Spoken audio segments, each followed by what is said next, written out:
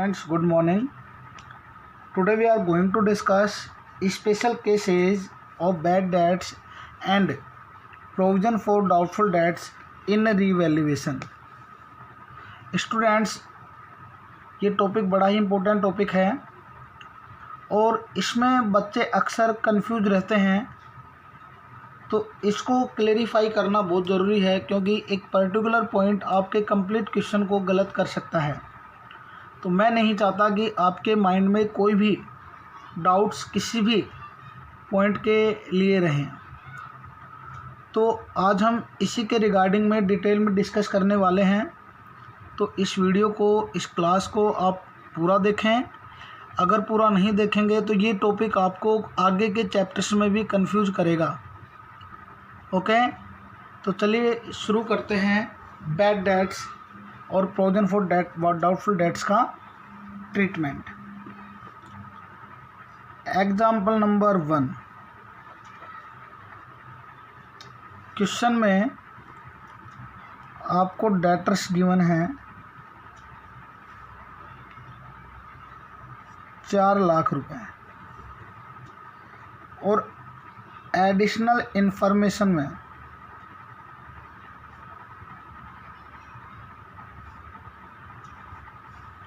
आपको बोला गया है there is A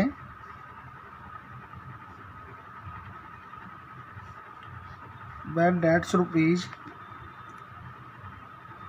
30,000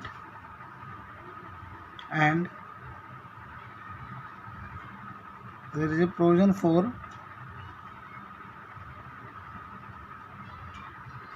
doubtful debts will be 5%। आपसे पूछा है show the impact in revaluation account और पास जर्नल एंट्री। तो मैं आपको जर्नल एंट्री ही बता रहा हूँ। यहाँ पे एंट्री से आप रिवैल्यूएशन में अपने आप डाल लेंगे। सबसे पहले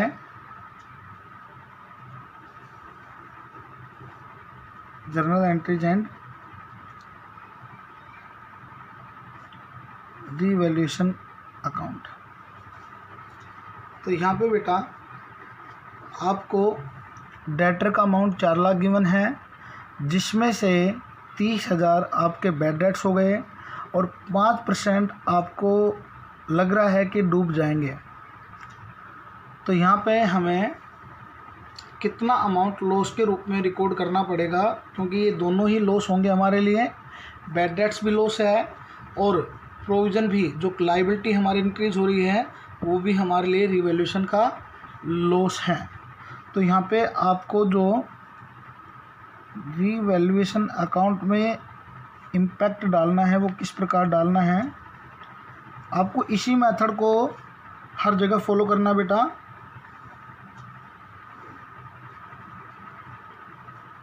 तो चलिए, बैड डेट्स हो गए आपके 30,000 के। आपको पता है डेबिट साइड और क्रेडिट साइड का मीनिंग, डेबिट साइड में लॉसेज आते हैं जबकि क्रेडिट साइड में इनकम्स आती हैं। तो लॉस आ जाएंगे डेबिट साइड में, तो हम लिख देंगे 2 बैड डेट्स। और यहाँ पे आपका लॉस कितना हो गया बेटा, 30,000 का। साथ के साथ हम बैलेंस शीट का एक्सट्रैक्ट भी बनाएंगे।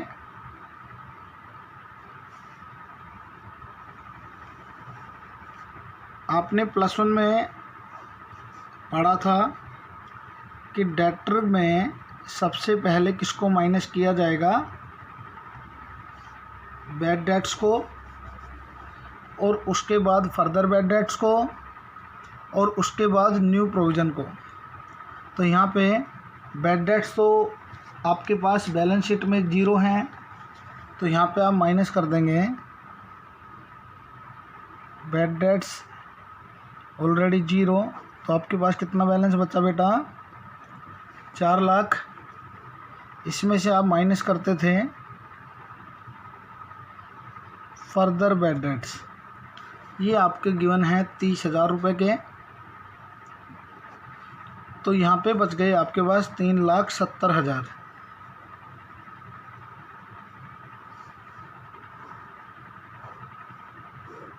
3,70,000 का 5% आपको प्रोविज़न बनाना है। तो यहाँ पे आप करेंगे new provision for bad and doubtful debts, it is 5%। तो 37,000 का 5% हो जाएगा 18,500। और आउटर कॉलम में आपकी बैलेंस शीट में बच जाएंगे 3,51,500, 3,51,500। तो यहाँ पे आपके डूबने के चांस और हैं 18,500, तो ये भी आपके लिए लॉस हो जाएगा। तो आप लिख देंगे to provision for doubtful debts, कितना बेटा 18,500। और ये इसका इम्पैक्ट आएगा किसमें, रीवैल्यूएशन अकाउंट में। ओके, तो ये पहला एग्जांपल था, इसमें ज़्यादा कोई सोचने की बात नहीं थी। अब हमें एग्जांपल नंबर 2 देखना है। तो एग्जांपल नंबर 2 में सपोज आपको डेटर्स गिवन है, बैलेंस शीट आपको गिवन है, और बैलेंस शीट में आपको डेटर्स दिए हुए हैं 4 लाख रुपए के, और यहाँ पे आपको बैड डेट्स दिया हुआ है 10,000 का, और आउटर कॉलम में बचे हुए हैं आपके पास 3,90,000 रुपये। नीचे आपको एडिशनल इंफॉर्मेशन में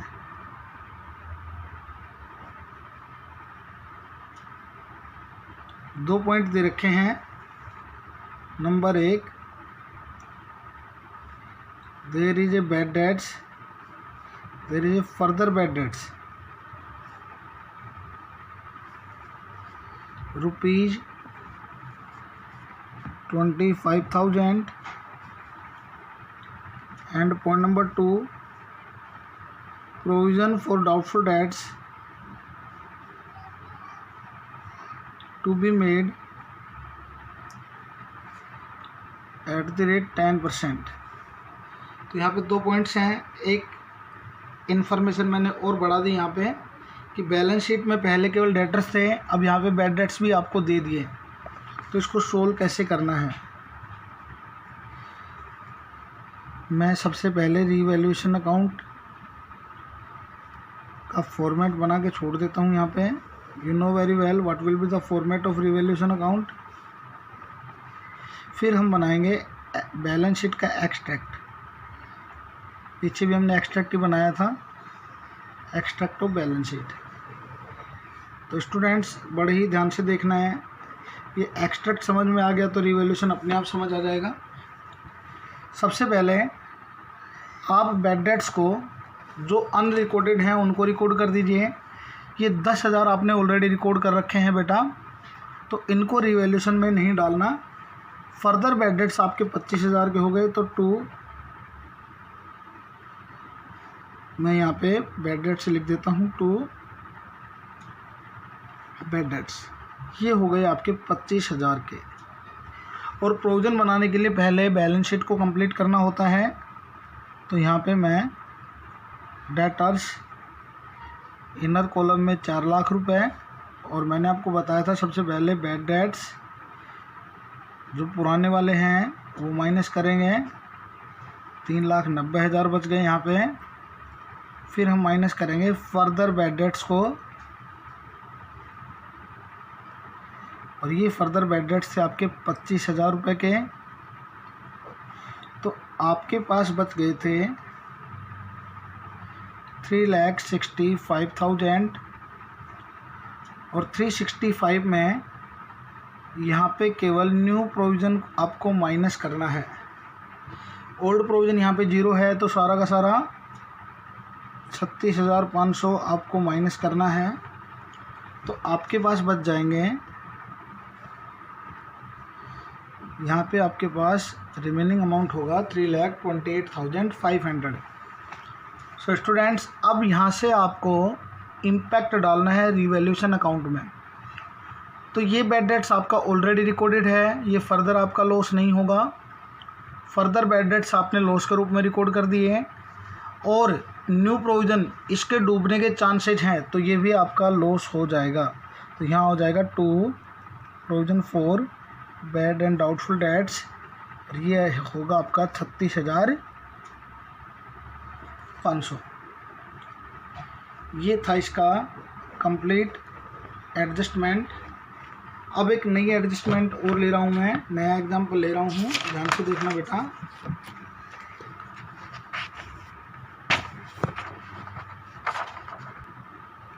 सपोज आपको बैलेंस शीट में डेटर्स गिवन थे 4 लाख के, और इसमें आपको बैड डेट्स गिवन था 20,000, तो आपके पास 480 बचे। फिर provision for bad and doubtful debts था आपका 30,000, तो इस प्रकार आपके पास बचे 4,50,000। तो यहाँ पे आपको एडिशनल इंफॉर्मेशन गिवन है क्वेश्चन में।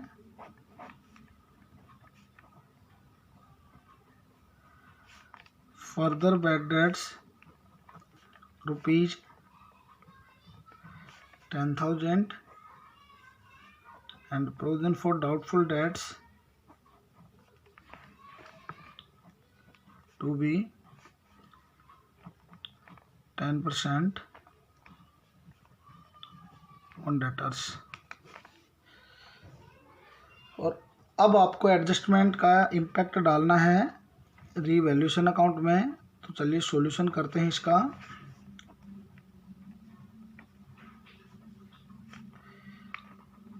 Revaluation account,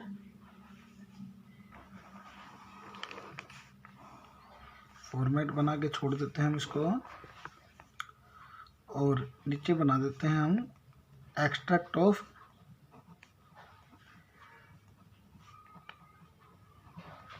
balance sheet.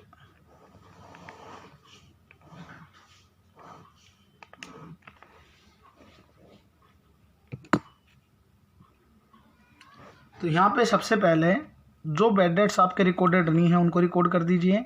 अब यहाँ पे आपके पास 2 बैड डेट्स हैं, एक बैलेंस शीट वाला, एक बार वाला। तो ऑब्वियसली बैलेंस शीट वाला रिकॉर्डेड है क्योंकि उसको माइनस कर रखा है वहाँ पे। तो जो अनरिकॉर्डेड है वो आपका फर्दर लॉस हो जाएगा, तो उसको आप as it is debit side लिख दीजिए टू बैड डेट्स। कितने का लॉस हो गया बेटा आपको? एडिशनली 10,000 का। अब हम बनाएंगे क्या? Extract of balance sheet. तो यहाँ पे मैं डेटर्स ले लेता हूँ 4 lakh minus old bad debts कितने के हैं 20,000। तो ये माइनस करने के बाद आपके पास बचा कितना 480 माइनस फर्दर बैड डेट्स, ये आपका था 10,000। तो यहाँ आपके पास बचेगा 4,70,000 रुपये। अब इसमें आपको क्या माइनस करना है? New provision for doubtful debts, और ये प्रोविज़न आपको 10% रखना है डेटर्स का। तो 4,70,000 का 10% हो जाएगा 47,000 रुपये। 47 को 470 में से माइनस कर देंगे तो ये बचेंगे 4,23,000। ओके। अब यहाँ पे हमें प्रोविजंस को कंपेयर करना है। अगर आपके प्रोविज़न बढ़ रहे हैं तो आपको लॉस होगा, और अगर आपके प्रोविज़न घट रहे हैं तो आपको प्रॉफिट होगा। सो स्टूडेंट्स, आपने देखा होगा कि प्रोविज़न जब बढ़ते हैं तो लायबिलिटी इंक्रीज होती है, और लायबिलिटी इंक्रीज होगी तो आपको लॉस होगा। तो यहाँ पे पहले प्रोविज़न थे 30,000 के, और अब ये प्रोविज़न बढ़ गए 47,000 तक। तो यहाँ पे प्रोविज़न आपके इंक्रीज हो रहे हैं 30,000 से 47,000 हो रहे हैं। तो प्रोविज़न इंक्रीज हो गए 27,000 से, और ये प्रोविज़न आपके लिए क्या होगा बेटा? लॉस होगा, क्योंकि लायबिलिटी आपकी बढ़ रही है। तो to provision for doubtful debts अगर आपके प्रोविज़न बढ़ जाते हैं तो आपको एडिशनली लॉस होगा। पहले प्रोविज़न थे 30 के और अब हो गए 47,000 के, तो आपको 17,000 रुपये का फर्दर लॉस हो जाएगा। तो ये रिवैल्यूएशन का इम्पैक्ट आपको दिखाना है। आपकी एंट्री बन जाएगी revaluation account debit to bad debts 10,000 to provision for doubtful debts 17,000 रुपये। It was complete adjustment of bad debts. अब हम चलिए एग्जाम्पल नंबर 4 डिस्कस करते हैं। Example number 4, a balance sheet show debtors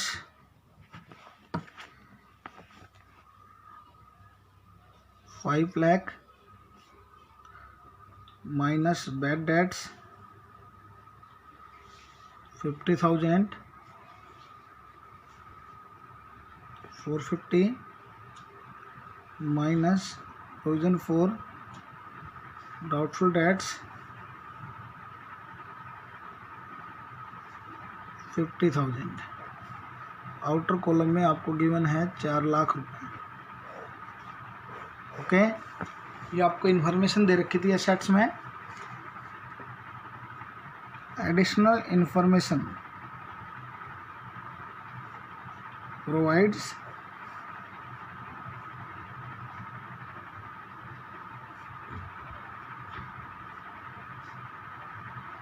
further bad dates ₹20,000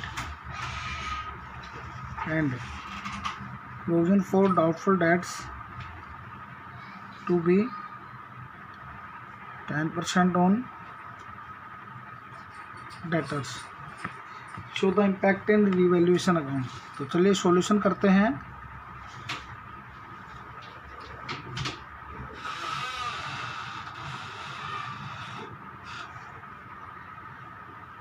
revaluation account and balance sheet. It is not complete balance sheet, it is only extract of balance sheet. तो यहाँ पे सबसे पहले जो bad debts आपके unrecorded हैं उन्हें loss के रूप में रिकॉर्ड कर दीजिए। तो यहाँ पे अनरिकॉर्डेड बैड डेट्स आपके 20,000 के, इसमें तो आपको सोचना ही नहीं है। To bad dates 20,000। ओके, अब आपको बैलेंस शीट बनानी है पहले। तो यहाँ पे आप लिखेंगे डेटर्स, आपको गिवन थे 5 लाख रुपए के, माइनस बैड डेट्स 50,000। तो रिमेनिंग अमाउंट आपका होगा 4,50,000। उसमें से आपको घटाना है further bad dates, it was 20,000। तो ये आपका बचेगा 4,30,000 रुपये। और अब आपको घटाना है new provision for doubtful debts and it was 10% on debtors. 4,30,000 का 10% कितना होगा? 43,000। तो इसको माइनस करने के बाद आपके पास बचेंगे 3,87,000, 3,87,000। अब यहाँ पे हमें वापस से इन प्रोविजंस को, ये आपका ओल्ड प्रोविज़न है और ये आपका न्यू प्रोविज़न है। अगर ओल्ड प्रोविज़न कम है, न्यू प्रोविज़न ज़्यादा है तो लॉस होगा, और अगर प्रोविज़न घट जाता है, न्यू प्रोविज़न कम हो जाता है तो आपको प्रॉफिट होगा। तो स्टूडेंट्स यहाँ पे आपको देखें कि 50,000 रुपये आपका ओल्ड प्रोविज़न है और 43,000 आपका न्यू प्रोविज़न है।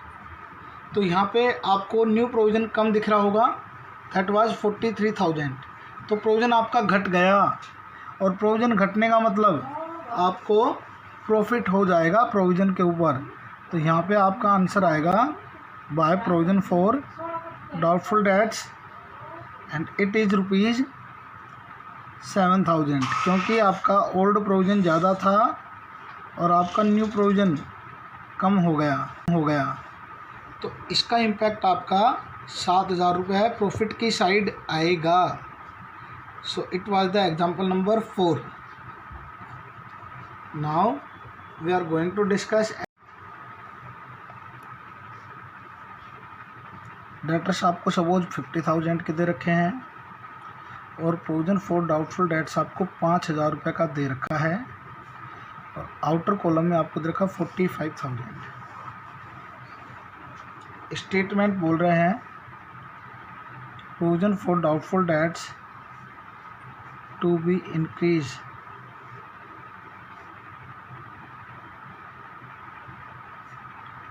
बाय ₹5,000। आपको रिवैल्यूएशन में इसका इम्पैक्ट डालना है, तो हम बनाएंगे revaluation account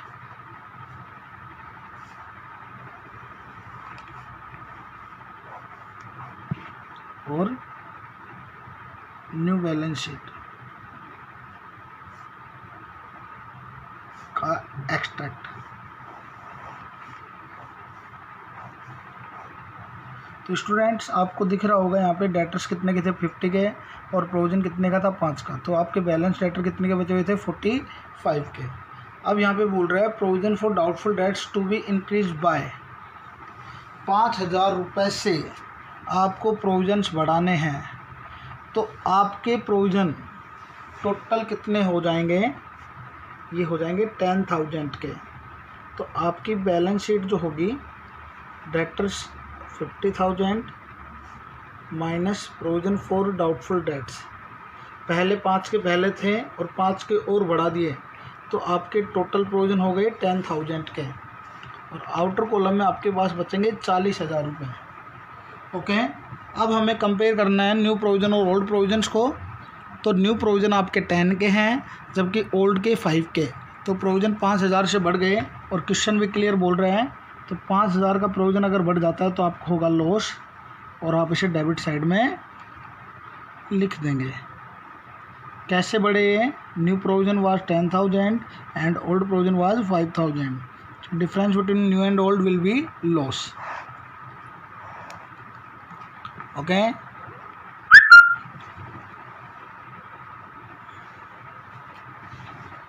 example number 6। You have a balance sheet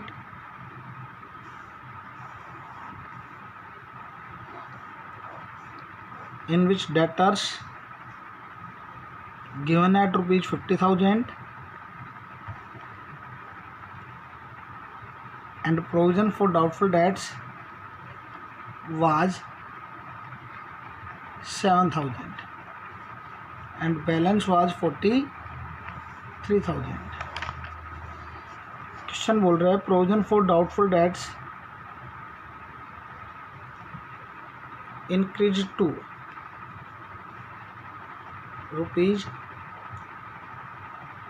₹10,000। फिर से आपको क्या बनानी है, यहाँ पे रीवैल्यूएशन अकाउंट बनाना है और आपको बैलेंस शीट बनानी है। तो यहाँ पे बेटा सबसे पहले आप डेटर्स लिख दीजिए, 50 के हैं। अब स्टेटमेंट को बढ़ें आप, provision for doubtful debts increase to तक 10,000 तक प्रोविजन बढ़ाना है। पहले प्रोविजन 7,000 का था और अब इसे 10,000 तक बढ़ाना है, यानी नया प्रोविजन हो जाएगा 10,000 का, क्योंकि 3,000 से प्रोविजन बढ़ जाएंगे। 7 के तो ऑलरेडी थे और 10 तक बढ़ाना है, इसका मतलब 3,000 से बढ़ाना है। तो न्यू प्रोविजन कितने का हो जाएगा बेटा? New provision for doubtful debts that will be 10,000, क्योंकि 7 के तो पहले ही थे और 10 तक बढ़ाएंगे तो 3,000 के और आपको बढ़ाने होंगे और रिमेनिंग होगा आपका 40,000। अब यहाँ पे रिवैल्यूएशन अकाउंट में आपको क्या करना है, न्यू प्रोविजन और ओल्ड प्रोविजन को कंपेयर करना है। न्यू प्रोविजन 10 के हैं, ओल्ड प्रोविजन 7 के हैं, तो न्यू प्रोविजन आपके बढ़ गए तो ये आपके लिए लॉस होगा और आप लिखेंगे to provision for doubtful debts और ये होगा आपका 3,000 रुपये। Students, it was the example number 6। ऐसे ही कोई भी एग्जांपल आप अच्छे से करें, लेकिन आपको ध्यान रखना है अगर नीचे बैड डेट्स गिवन है, अगर नीचे आपको बैड डेट्स गिवन है तो बैड डेट्स को आप एज इट इज़ रिवैल्यूएशन के डेबिट साइड में लिख दें, और फिर आपको +1 वाला प्रोसीजर फॉलो करना है। पहले बैलेंस शीट बनानी है, बैलेंस शीट में डेटर्स, डेटर्स के बाद बैड डेट्स, बैड डेट्स के बाद फर्दर बैड डेट्स, और फर्दर बैड डेट्स के बाद आपको माइनस करना है न्यू प्रोविज़न, और न्यू प्रोविज़न को कंपेयर करना है ओल्ड बैलेंस शीट वाले प्रोविज़न से, यानी ओल्ड प्रोविज़न से। अगर आपका न्यू प्रोविज़न बढ़ जाता है तो आपको लॉस होगा, और अगर आपका न्यू प्रोविज़न माइनस हो जाता है, घट जाता है, तो आपको प्रॉफिट हो जाएगा। So students, it was the complete solution, complete situations of bad dates and provision for doubtful dates. Thank you so much. और इनको हम समअप करेंगे बड़े क्वेश्चंस में, तो अच्छे से आप इनके पार्ट्स को स्टडी करें, कोई प्रॉब्लम आए तो डिस्कस ज़रूर करें। Thank you.